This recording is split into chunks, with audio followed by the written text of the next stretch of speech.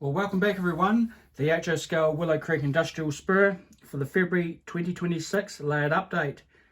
Now, this month has been really quite busy. I've been working on this sort of corner module of the layout. I've got two industries going on in here, so without further ado, let's just get on and see what I've been up to. So the first thing you'll see here is the distribution warehouse, the basis of it being the Lakeville warehouse by Woolworths that I've heavily kit bashed to fit in this sort of area. So we've got a rail unloading door, and then we've got two truck unloading doors there, and a little office thing over here. Now I skinned the bottom of it with 0.25 styrene to hide the brick texture,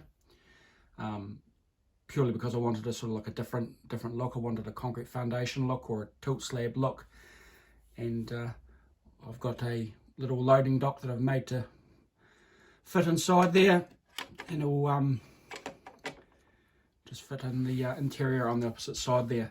Now obviously it's still got to be final sanded and got some other bits and pieces to do, which include the roof fence on the rail unloading end, but it's coming along quite nicely.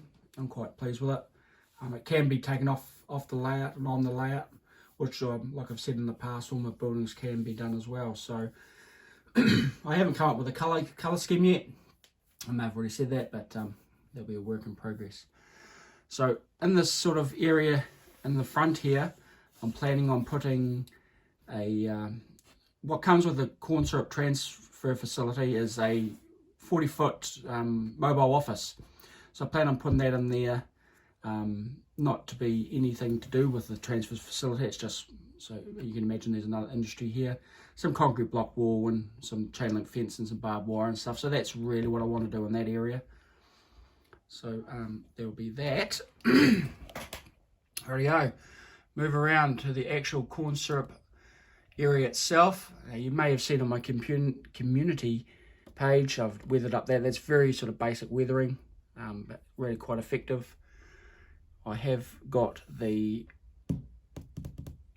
ply down like I was in the other videos, and I am wondering whether I should put the crackle paste on top of that, not the Boomer crackle paste, another brand, just purely because I've never used it before and just want to see what it looks like in there.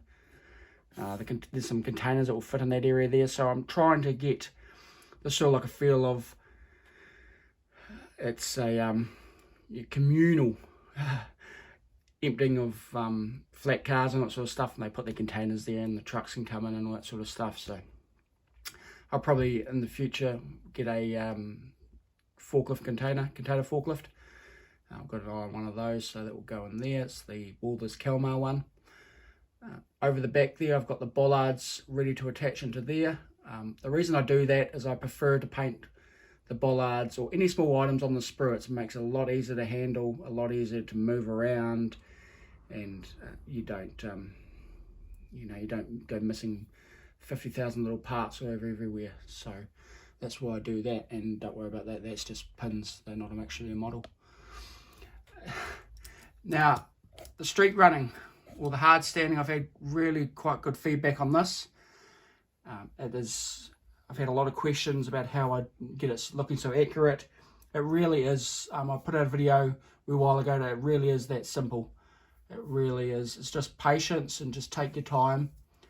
I know I have put some different cuts and things in there, but it just, it's cheap foam. You're not going to muck it up. It's really lightweight, and this bit here has sort of been notched down so I can take the bit of the foam to sort of bring it up to the rail height.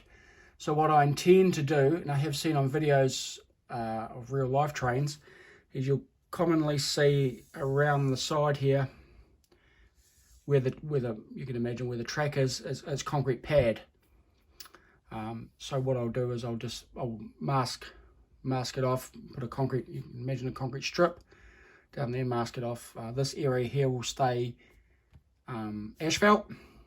This area over here being a different color, I did that on purpose. This is going to be a concrete looking pad, purely because when the trucks come in, they've got their landing legs and they want to be secured onto something solid. So that's that colour there. So I'm really quite proud of myself for doing this. It's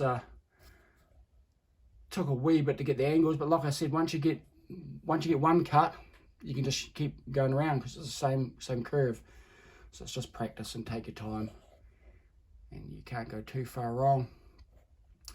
With the main building at the transload that's sitting down in the spray booth ready to get painted, I have just now gone and got paint for it.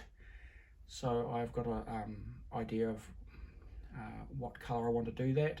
Still got to do all the tanks and paint the bases for the concrete where the tanks sit on. So there's still a lot of work to do, a lot of work.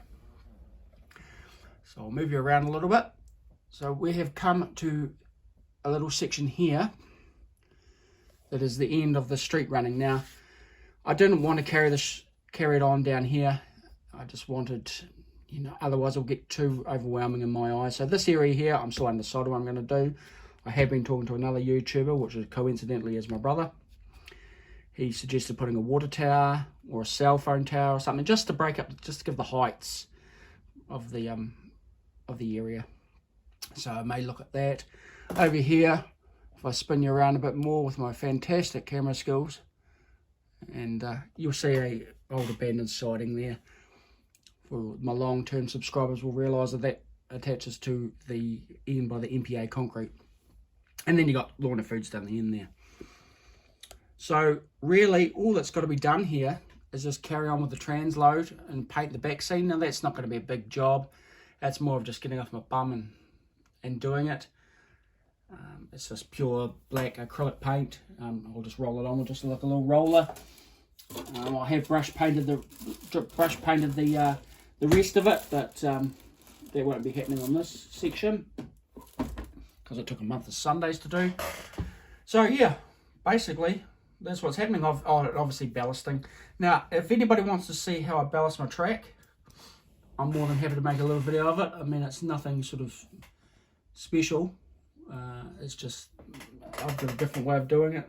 Well, I've got my way of doing it, and it's proved to be quite good. So hey, that is the February update. I want to thank all my subscribers, the new subscribers. I mean, over the last month, the channel has really sort of taken off, and I appreciate that. I appreciate every single subscriber. I try and get on as many live streams and as I can. It's a bit hard being over here in New Zealand. Sometimes it's early in morning or late at night. But I also like to try and comment on every single comment that my watchers put on. I do read all the comments. I don't get that many, but I do read them. And I'm also posting stuff on my social media, on other social media, like my Willow Creek Industrial Spur Facebook page, and also my Instagram. I do post bits and pieces on there as well, more often than not. So hey, without going on too long, I hope everybody gets a sort of idea of what's going on here, how it's all sort of coming together.